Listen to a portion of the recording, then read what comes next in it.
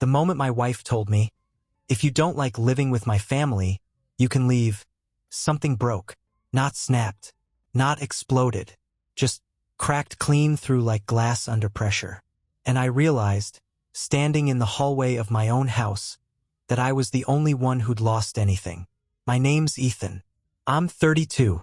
I built a life that should have felt solid, good job in marketing, first in my family to get a degree, finally bought a house that didn't smell like someone else's choices. And then I got married. Her name's Rachel. And let me be clear, Rachel doesn't scream. She sighs. She doesn't argue. She worries aloud. She's the kind of person who can guilt you without raising her voice, and still somehow make you feel like the selfish one for asking where your toothbrush went. We'd been married barely 2 years when the storm rolled in. Her parents hit a rough patch, job loss, health scare, some drama about unpaid bills. Suddenly, I was offering up my guest room like it was part of our wedding vows. Then came her brother Kyle. Just needs a place to stay for a month. 1 month turned into 3, then 5. Then I started noticing my protein powder was disappearing and my PlayStation was logged into some account that wasn't mine. By month 8, I'd spent over $9,000 on groceries, bills, and repairs, not counting the part of me that went missing sometime around Rachel's third passive-aggressive joke about how some people need their space more than others. And the worst part? They made it feel like I was the intruder, like I was the temporary guest in the life I built. Her parents criticized the way I loaded the dishwasher.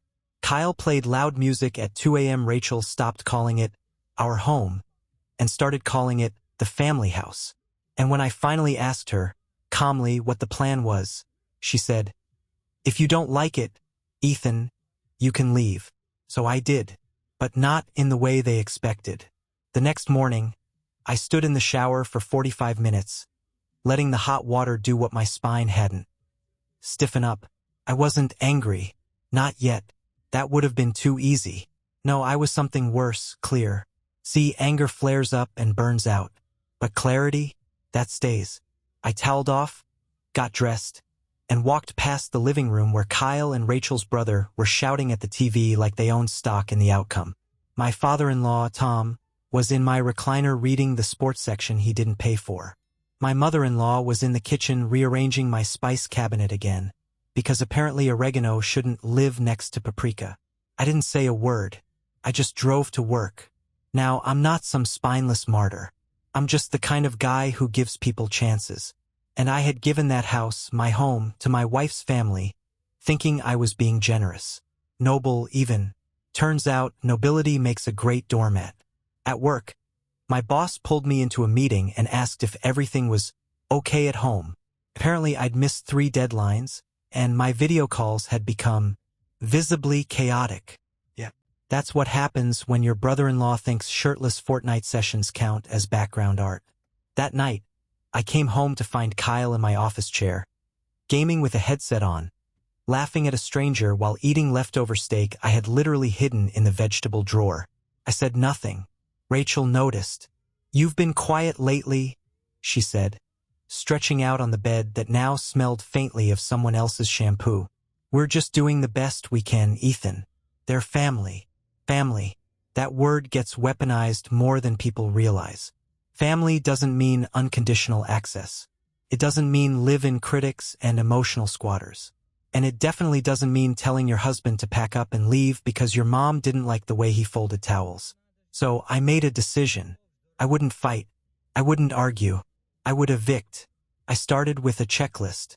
Not out of revenge, but out of necessity. You don't try to reason with people who think hospitality means moving in and rewriting your Wi-Fi password. First item, lawyer. I met with a real estate attorney named Jordan who wore suits that didn't wrinkle and smiled like a man who'd seen everything twice. I told him the situation. He didn't even blink. "They paying rent?" he asked.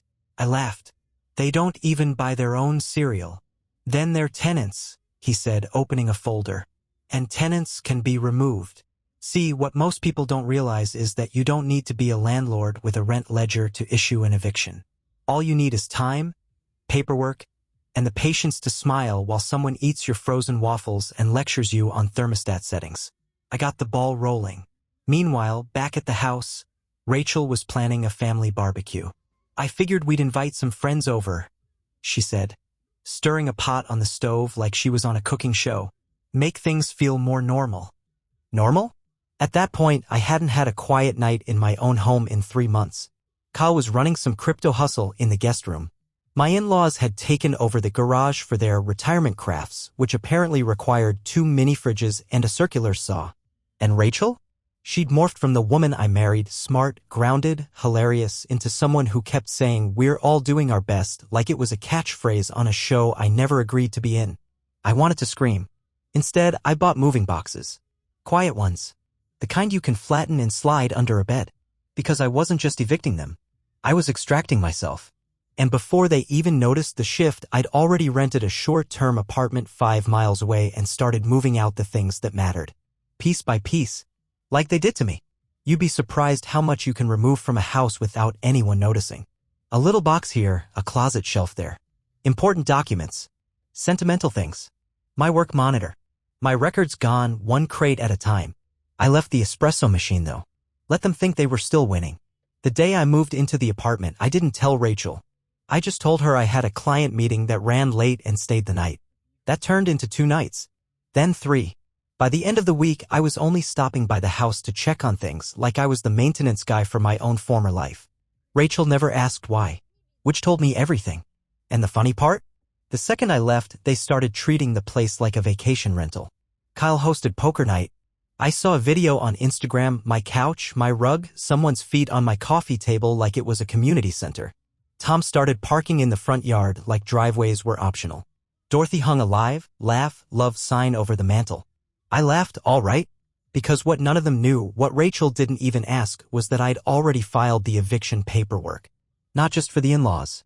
For Kyle. For all of them. Yes, even my wife. See, here's what Rachel never got. When you push someone to the edge and act surprised when they walk away, that's not confusion, it's arrogance. She thought I'd never actually leave. That I'd stew and sulk and eventually get over it. But I wasn't sulking. I was circling the block, waiting for the paperwork to clear. And the day those notices hit the mailbox, I planned to walk in through the front door, hand Rachel the envelope, and say the cleanest line I'd ever rehearsed in my life. You said if I didn't like it here, I could leave. So I did. Then I'd smile. And now, so can you.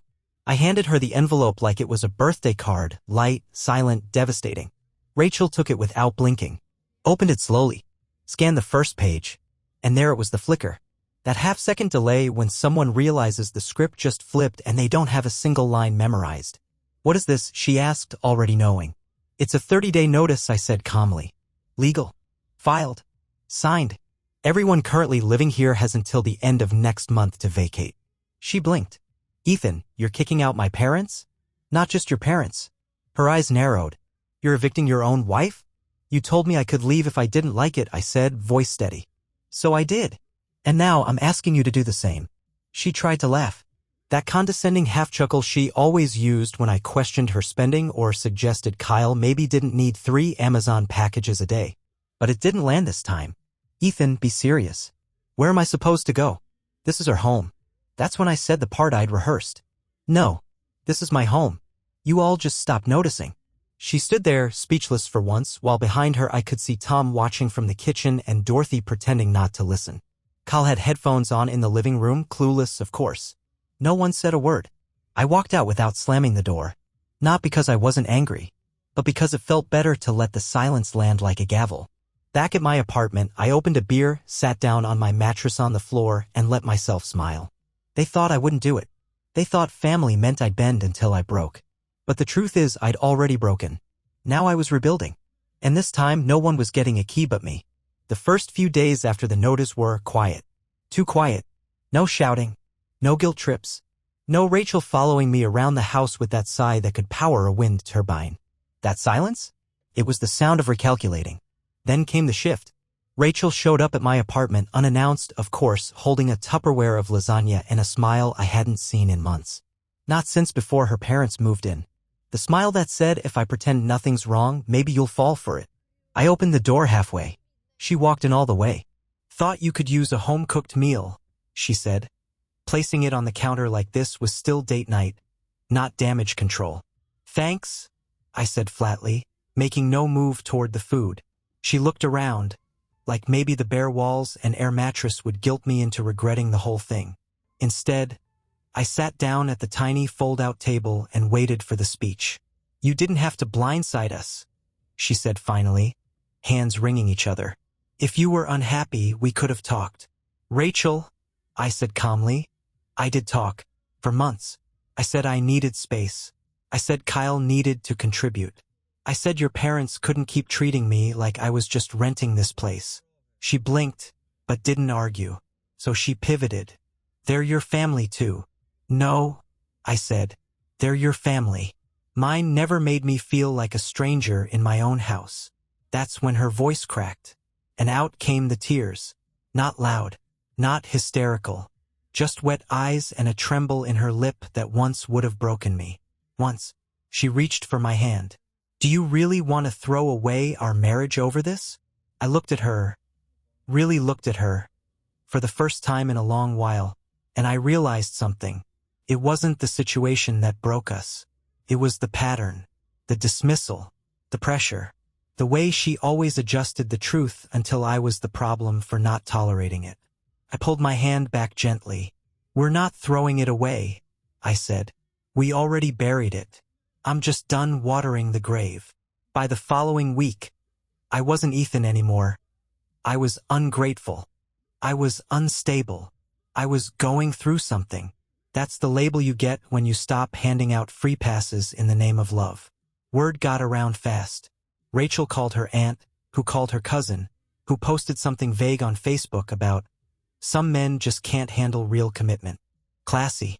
Even Kyle chimed in, texted me some paragraph about how men are supposed to protect and provide, which was hilarious coming from a guy whose entire contribution to the household was dirty dishes and excuses. Dorothy, my mother-in-law, took the subtler route, left a handwritten note on the kitchen counter one afternoon. It read, "We raised Rachel to believe in family. I hope someday you'll remember what that means."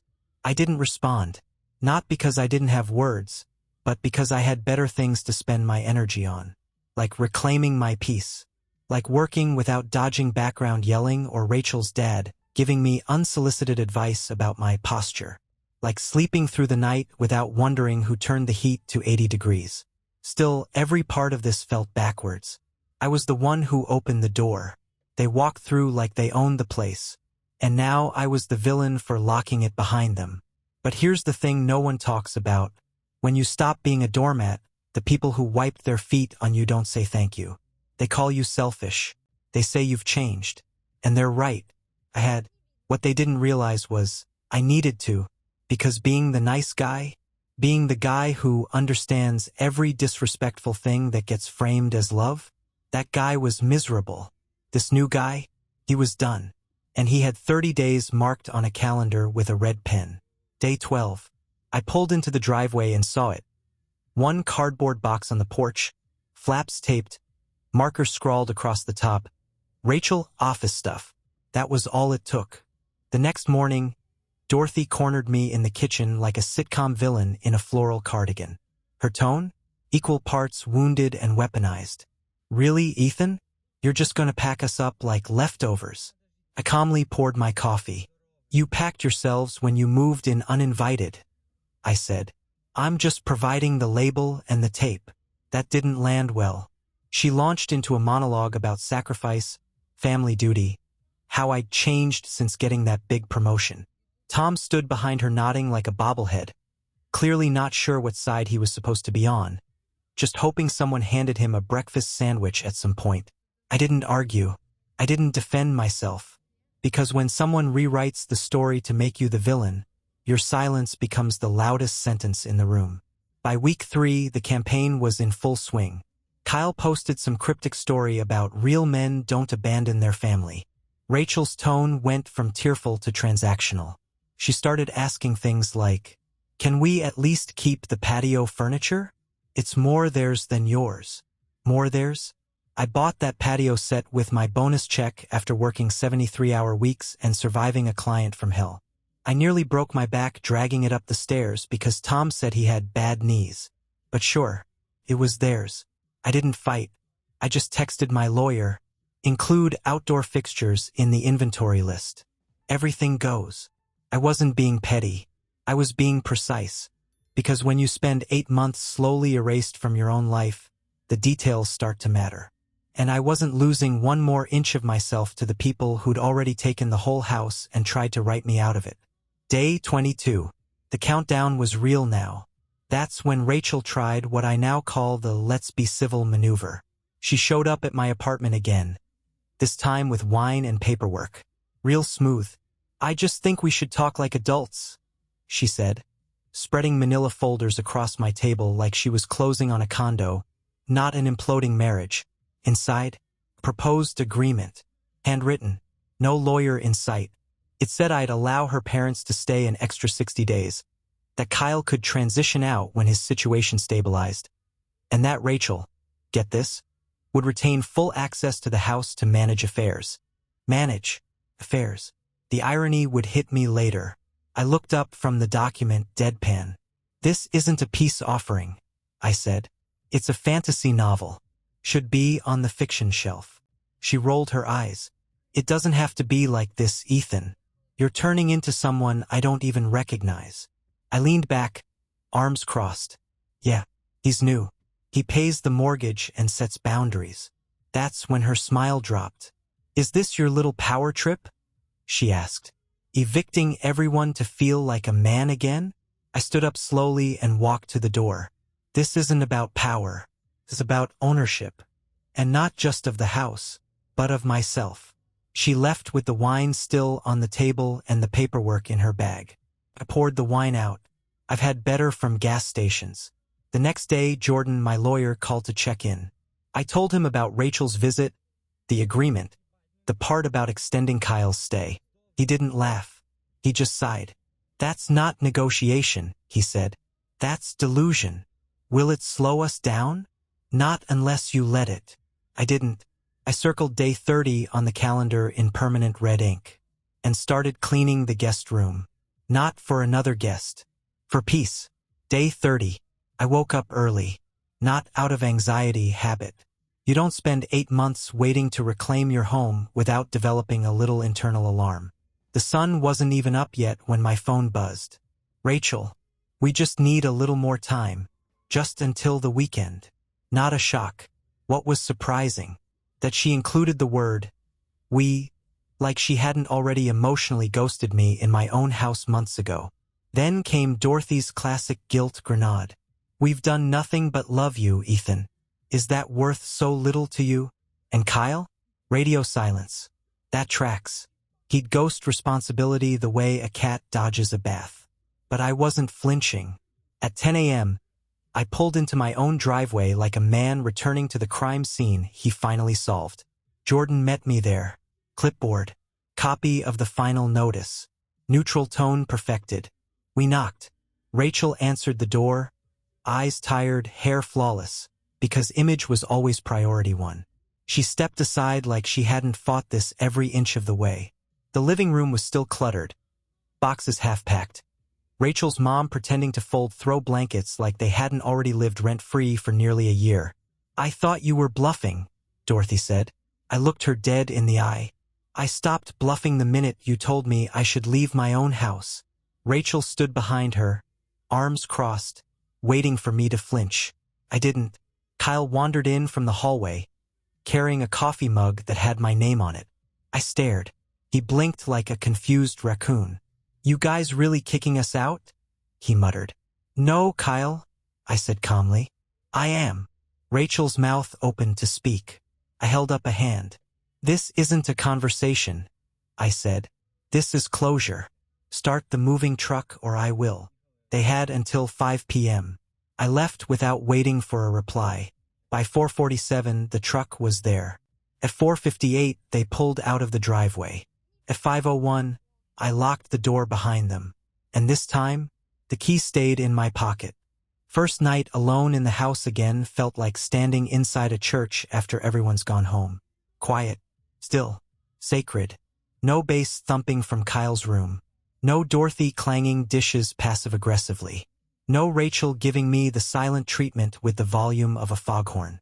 Just me, and the sound of my own breathing. I sat on the couch, my couch, eating takeout straight from the container, in total silence, with no one asking what I was eating or why it wasn't shared with the family. No judgment, no manipulation, no audience, just peace. Felt unreal. The next morning, I walked through the house like I was seeing it for the first time. The way the light came through the blinds. The scratch on the hardwood I remembered making during the move-in. My coffee mug, still mine, on the counter, right where I left it.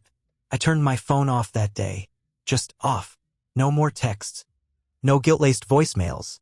No Rachel reminding me how cold I'd become. I wasn't cold. I was done. And in the silence, something unexpected happened. I laughed. Just once. Out loud. At nothing. Because for the first time in what felt like years, the house didn't feel heavy. It didn't feel like a battleground. It didn't feel like I was trespassing in my own life. It felt like mine. Funny how you can spend months drowning and not even realize how deep you went until the water finally drains and you're just standing there, breathing again. I didn't miss them. I didn't second-guess it. I just made breakfast, put on music, and got to work because I had a life to rebuild. And for the first time in months, I didn't feel like I had to apologize for wanting one. Week 1 post-eviction felt like I was living in a hotel where I actually liked the guest. Me. I started working from home again. Real work. No more Zoom meetings with Rachel microwaving fish in the background. No more Kyle yelling at his headset while I tried to pitch branding campaigns. Within 3 days, my productivity shot up. Within 2 weeks, I got offered a promotion I hadn't even asked for. Apparently, when your background isn't a circus tent, people take you more seriously. Funny how that works. I also started reconnecting with friends I hadn't seen in months. With hobbies I forgot I loved. I fixed up the garage, dusted off my old guitar, bought groceries without bracing for someone else to eat them before I got home. And slowly, the house began to feel like a home again. Not a compromise. Not a halfway house. Not a guilt museum. Just mine. Then one evening I got a text from Rachel. Glad you're doing well.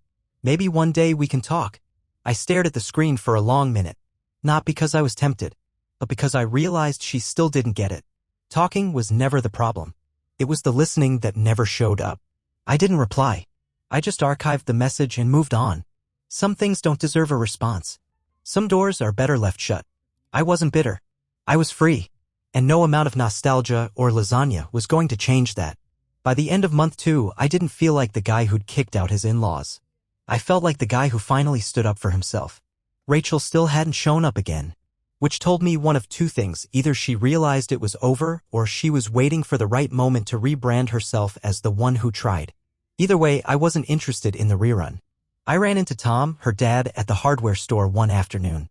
He gave me the nod men give each other when words are optional but regret is thick in the air. He didn't apologize. He didn't need to. I wasn't looking for closure. I already built mine. With drywall and silence and peace. Even Dorothy tried a soft landing, sent a Christmas card. No return address. Just a note. I hope you're well. I'm sure you did what you thought was best. I framed it. Right next to the eviction notice. Makes a nice little gallery of emotional gymnastics. As for Kyle? Last I heard, he was between opportunities. I'm sure his hustle will take off any day now, just needs a few more handouts and an unlimited data plan. I wasn't keeping tabs. That chapter closed. And the one I was writing now? It had fewer characters, a better plot, and one very important upgrade. Boundaries. I still loved the idea of family.